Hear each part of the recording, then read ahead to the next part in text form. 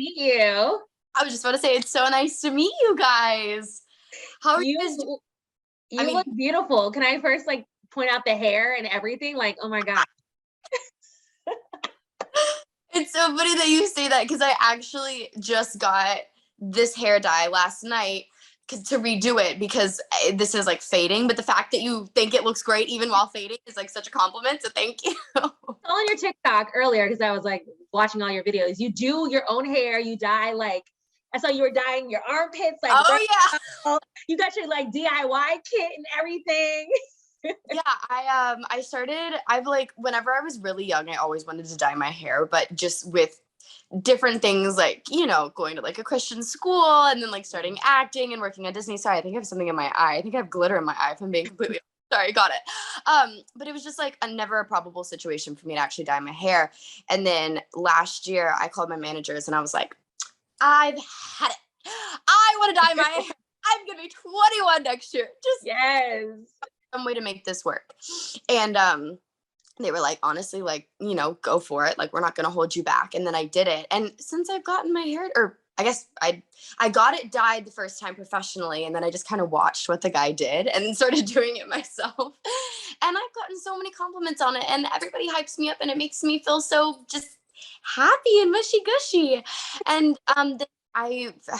my girlfriend was like, you know what, like you should grow your armpits out. And I was like, why? Like, why would I do that? I don't know. I mean, like nothing against other people that do it. Like, it's just body hair. It doesn't matter. But for me personally, I was like, I just don't feel like I have a reason to. And my girlfriend was like, well, you could dye your armpits. And I was like, okay, there's an idea I can roll with.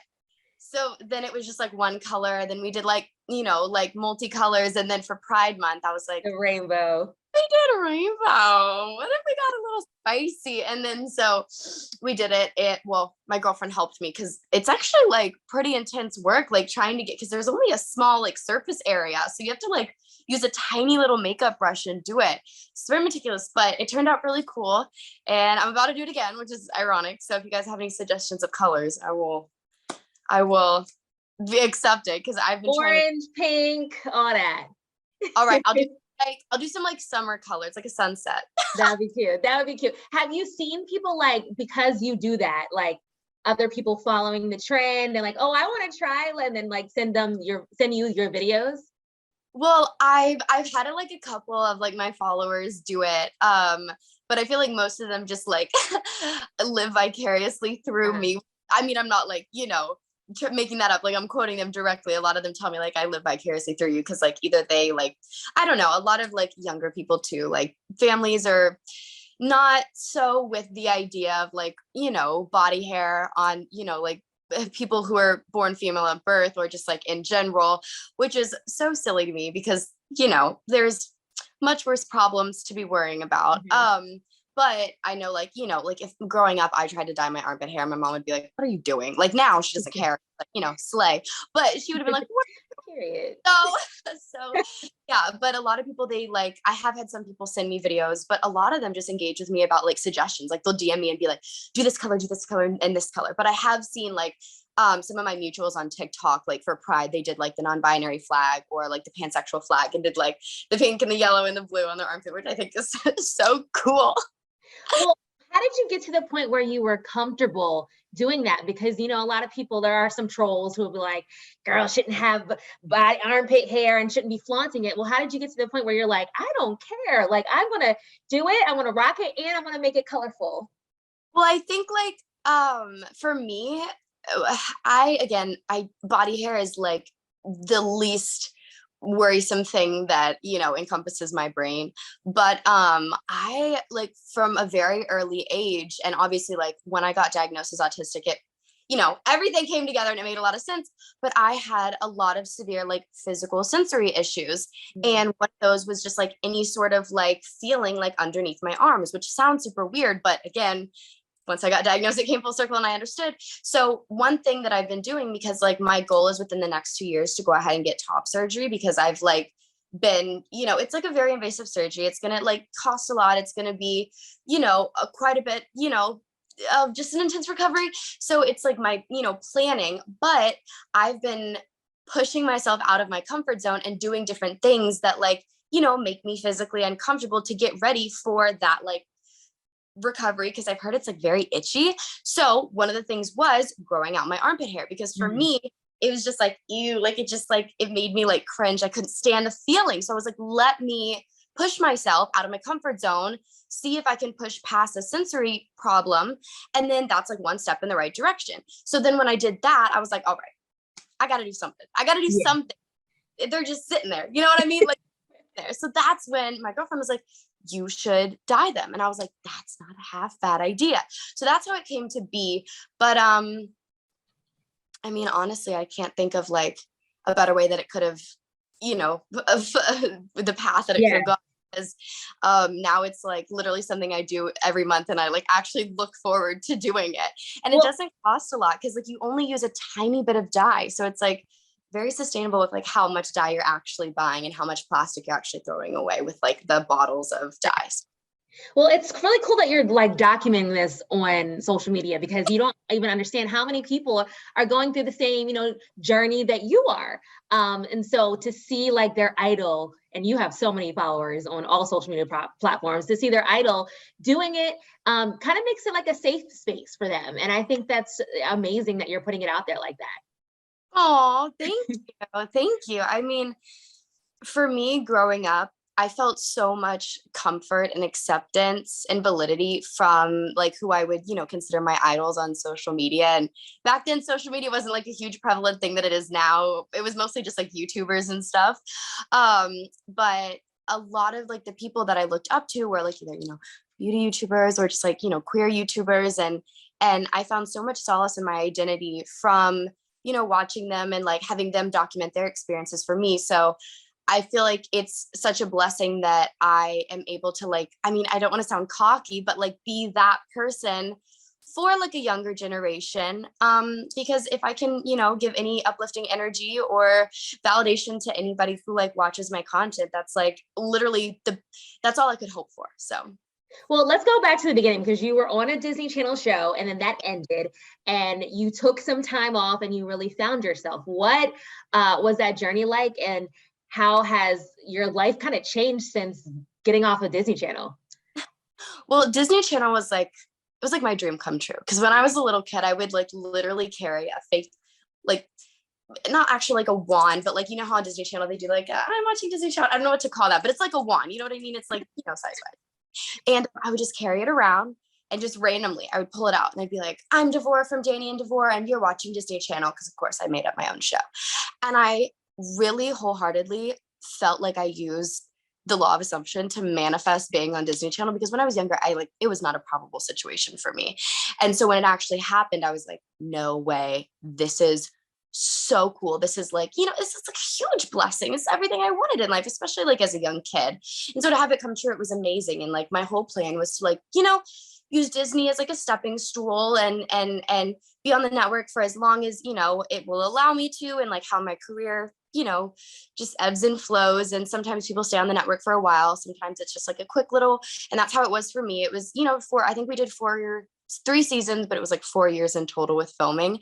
And I literally hold so much gratitude to that network. Like they allowed me to do what I love. And so whenever I got off the network, I kind of had this, like, you were saying, like a little pocket in time where I kind of had to find who I was before re-entering the industry, because growing up in the South, a lot of how I felt, my identity should have been projected was in the opposite way suppressed, because I had to like conform to not be bullied to the point of just like, isolation. And it's very unfortunate that happens, but I feel like a lot of people in the South who are just different from anybody, that they feel the same way. And so I took that time and I, really focused on my mental health, because I'm a strong believer that like, if I am not, I don't want to say the best version of myself, but if I'm not, I guess, yeah, no, I'll say the best version of myself, then the universe is not going to present me with the best opportunities, because I'm not going to be able to dive into them like, fully with like my complete focus, because I'm going to be worrying about other things. So I really just, I mean, fine-tuned my whole life and focused a lot on my mental health and, you know, on my like gender identity and feeling comfortable enough to come out on social media, because coming out, it just, you know, feels like a straight jacket being pulled off you, like the most freeing thing ever. So it was like the best thing I could have done. And now, like, even when my managers like review my self tapes, they're like, slay, like you look so confident, you feel, or not feel, but you look like you really feel correlated with your identity, and it just shows through your acting, which is like obviously, you know, what I was hoping for. So I mean, it was a hard decision because I don't think anybody ever wants to take a break, because there's that fear of like, well, if I take a break, will I get out of the loop, and then it'll be that much harder to get back in. But it was, you know, the best decision I could have ever made. And now I'm prospering, which is amazing. A lot. Yes, very much so. So like you kind of blew up on TikTok, and correct me if I'm wrong, during quarantine. Did you think that your social media career would, you know, go to the extent or the degree that it did after the world completely shut down? Well, it's funny that you say that, because before I even was on Bizarreberg, I started Musically, which is like, you know, years and years back. ago. And I had like 200K on Musically when we started. And so obviously with like, you know, being on Disney Channel and just like us all posting with each other, we all just like accumulated followers. And it was a very just like kind of like gradual thing that happened. It was never like I shot straight up.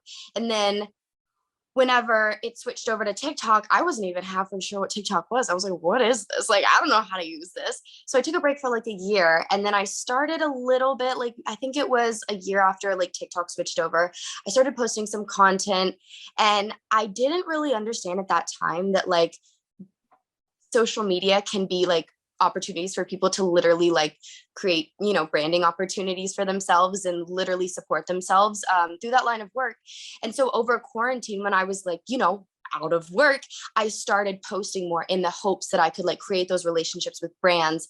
And that in itself, I think it wasn't that I wasn't taking it seriously before, but I was just posting to post. And when I started taking it seriously, that's when it like went pew. And I did, obviously it was my hope, but you can never truly calculate how, you know, things are going to pan out. So when it did pan out that way, I was so eternally grateful, because acting is very up and down, you know what I mean? And a lot of people who do acting do have like, you know, other sources of income. And for me, being able to like have that as my source of income, but also be able to be like, just a voice of like reason and validity for like our younger generation. Like I was saying earlier, like it's the most amazing job I could ever have. Like to be able to say that like, you know, social media is my job is like the biggest blessing I could ever imagine, honestly. So what I like about your platform is, like I said before, it's a safe space. What do you think makes TikTok a safe place for people to be themselves? I think with TikTok, it's the amount of different types of niche content that people can make is so big. There is literally like every topic of everything that exists in the world on TikTok. Like, I don't even know, cooking, makeup. I just like, I could literally sit here and count, but that would take too long. But it's such like a giant community, you know what I mean? And it really is like a community. And with it being a safe space, I mean, I definitely feel like there are negative sides to any type of social media platform, just because there are trolls, and it's like, you know, unfortunately something that we have to deal with. But like for me, I have been blessed with the most amazing group of followers. Like every time I go live, they are my safe space, you know, like as well as like I am. It's a reciprocated thing. And, you know, they're very educated, very kind. And I feel like TikTok is a huge place, not only for, you know, people to like, you know, find their people in their community and find internet friends. Cause I know like for me, when I was younger, like, and I was, you know, finding out about my sexuality and discovering myself, I really couldn't talk to any of my friends about it. So I went to like my friends on Musically, because like internet friends were like the way that I could like, you know, talk about it and feel validated in those conversations. And I feel like now that's transferred over to TikTok, but it's such a like giant, wider spread form. And so not only is it like a safe space for them to be on my account, but it's like for me to be with them. Like I can literally go on my live and be like, hey guys, like I have this problem, and talk about XYZ and ask their advice. And they will give me some of the best advice I've ever given. Like they could be licensed therapists. I mean, not actually, but you know what I'm saying. So it feels great that it's like a community that's like has a lot of validity and positivity for not just only like the followers, but the creators as well, which I think is such a beautiful thing. I love that so much. Obviously, it's Pride Month. What does Pride Month mean to you? Um, for me, Pride Month was always this funny little thing in my head because my birthday is in June. And when I was growing up and like discovering my sexuality, I always thought it was very ironic that my birthday was in the same month as Pride Month. And when I was younger, I didn't really think that meant anything because I wouldn't say that I didn't know I was gay. I knew that I wanted to pursue like, romantic relationships with like women and, other people on the gender binary as well. But I just didn't know like the terminology to use it. I just like thought everybody was like that until I found out that, that there's different sexualities. And that's not actually how it works. So when I came out, and even before then, I was able to identify my own sexuality. Pride Month, even though I wasn't out, felt so sacred and so special to me because obviously Pride is supposed to be all year round. It's like not just the 1 month, but it feels like such a celebration. And I feel like a lot of queer people, even though some of them are tolerated, they're not really celebrated. Like some of my friends, have expressed to me, like when I came out to my family, they were like, okay, rather than just like, oh my God, yeah, of course, like we love you the same, like, thank you for coming out to us, like, let's celebrate you.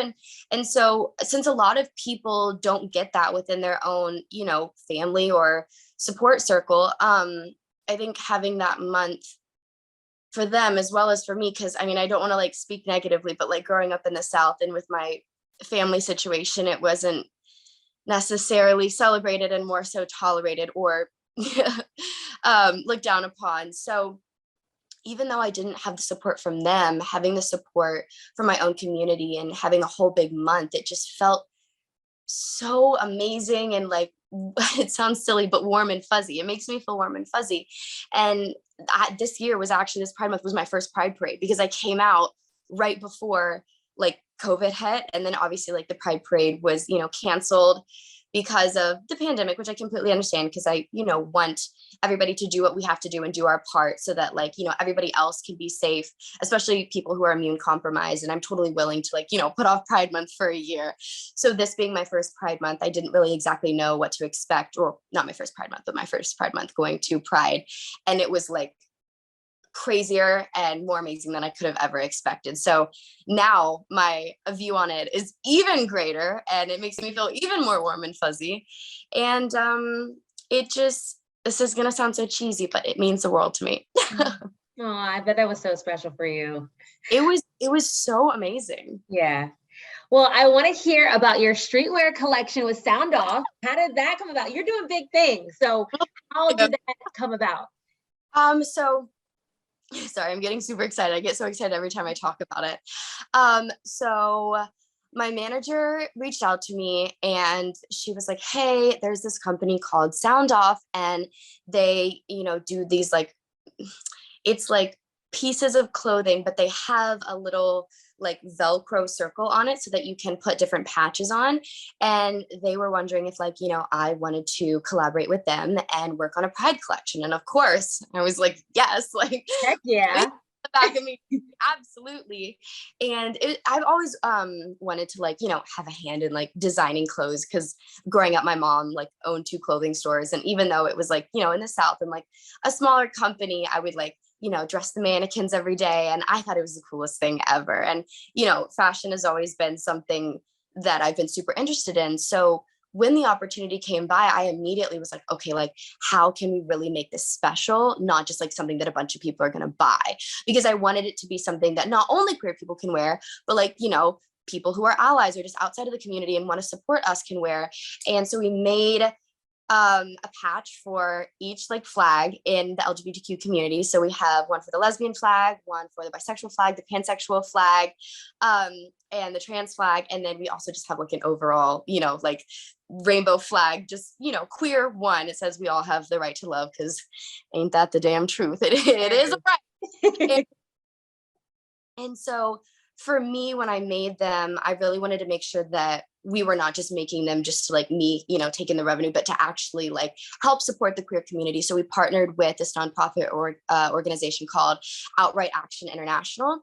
And they work directly with the UN to help pass laws in obviously this country and other countries to help, secure just safety for queer people in general, which is such a huge thing. And so being able to partner with them was like such a amazing thing for me, and I'm so grateful for it, because not only is it just like something fun for Pride Month, but like we're really actually helping, and like that was the whole point of this collaboration. And there's a couple different items.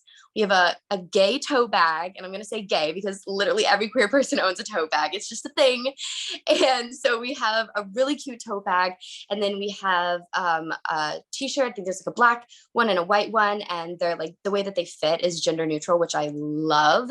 And then we have a really super fuzzy sweatshirt, and they say in big letters front, proud, and the O is where the Velcro circle is. So you can take those patches and put them on, and like literally you could buy all of them and then just interchange them.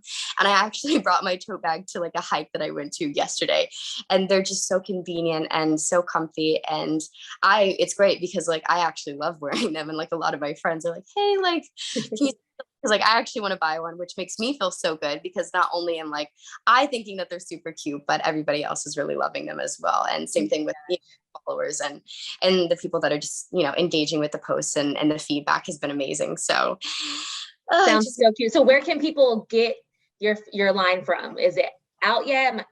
Is it coming out? So it actually, I just got the email this morning. It's been on pre-order, but they just dropped today. Ah! I know. This is like perfect timing. Where do we go to get it? Yeah, so soundoff.com. Okay. Where you can get them, and then you can just search DeVore, and my name will come up, and then it'll just be like all of the pieces in the collection. But you can also, people can go to my social media, which is I have it on my TikTok, my YouTube, my Instagram, and I feel like there's one more, my Twitter. And in the link in my bio there's a link tree, and in that link tree the first link is the link to the collection on the website. And so they can, it's, very, very easy to find. And my social medias are just my name, DeVore Ledridge. So those are easy to find as well. But yeah, I post a lot on my Instagram and my story with like direct swipe up links. So if people are following me, they can also find it there, just literally it'll just pop up, because now that they're actually released, we've been posting for the pre-order, but now that they're actually released, there's going to be a lot more content with the pieces being pushed out as well from like me and creators in the queer community on TikTok and Instagram. So that is so exciting. Congratulations.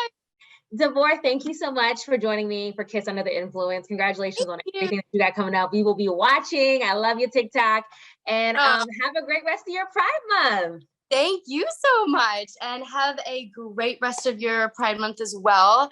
And we will stay strong through all our current situations right now. And I'm leaving you guys with my good energy.